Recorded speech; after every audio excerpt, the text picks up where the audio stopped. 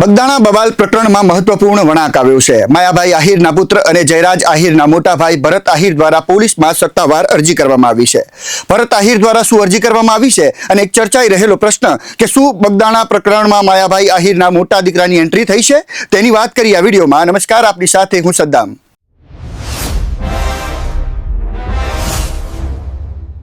બગદાણામાં 2 મહિના અગાઉ કોળી સમાજના યુવાન પર હુમલો કરવામાં આવ્યો હતો। આ મામલે મંત્રી પરસોત્તમ સોલંકી, ધારાસભ્ય હીરા સોલંકી સહિત કોળી સમાજ મેદાને આવ્યો હતો। આ હુમલાના આક્ષેપ માયાભાઈ આહિરના નાના દીકરા જયરાજ આહિર પર થયા હતા અને એસઆઈટીની રચના કરવામાં આવી હતી। ત્યારબાદ જયરાજ આહિરની ધરપકડ થઈ અને તેમને શરતી જામીન મળ્યા। બગદાણા બબાલ પ્રકરણમાં મહત્વપૂર્ણ વળાંક આવ્યો છે। માયાભાઈ આહિરના પુત્ર અને જયરાજ આહિરના મોટા ભાઈ ભરત આહિર દ્વારા પોલીસ ફરિયાદ કરવામાં આવી છે। મળતી માહિતી મુજબ બગદાણાના નવનીત બાલદિયા સાથે જોડાયેલી ઘટનાને લગભગ 2 મહિના પૂર્ણ થયા બાદ આ અરજી નોંધવામાં આવી છે, જેના કારણે સમગ્ર મામલો ફરી ચર્ચામાં આવ્યો છે। ભરત આહિરે નિતેશ પાંડે જિલ્લા પોલીસ વડા સાથે મુલાકાત કરી હતી। ત્યારબાદ દાઠા પોલીસ સ્ટેશનમાં સત્તાવાર અરજી સોંપવામાં આવી હોવાનું જાણવા મળે છે। અરજીમાં સોશિયલ મીડિયા પર માયાભાઈ આહિર અને જયરાજ આહિર વિરુદ્ધ કરવામાં આવતી ટીકા ટિપ્પણીઓ અને આક્ષેપોનો મુદ્દો જણાવવામાં આવ્યો છે। ભરત આહિરે 7 થી 8 વ્યક્તિઓ સામે ફરિયાદ નોંધાવી હોવાની માહિતી મળી રહી છે।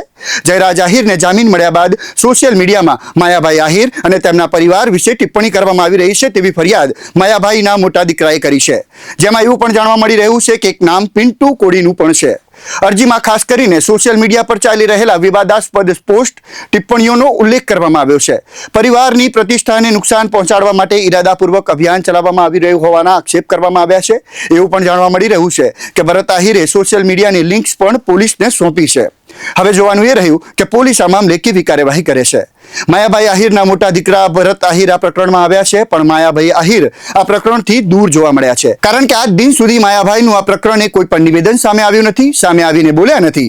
જ્યારે જયરાજ આહિરની ધરપકડ થઈ ત્યારે ફક્ત એમણે એકવાર નિવેદન આપ્યું હતું કે હું ગીતામાં માનું છું, જે પણ થઈ રહ્યું છે એ બરોબર થઈ રહ્યું છે। આ મામલે તમારા વિચારો કોમેન્ટ બોક્સમાં જણાવી શકો છો। તમામ વિષયો પર તમામ માહિતી અને અપડેટ સાથે તમારા સુધી અમે પહોંચાડતા રહીશું। નમસ્કાર।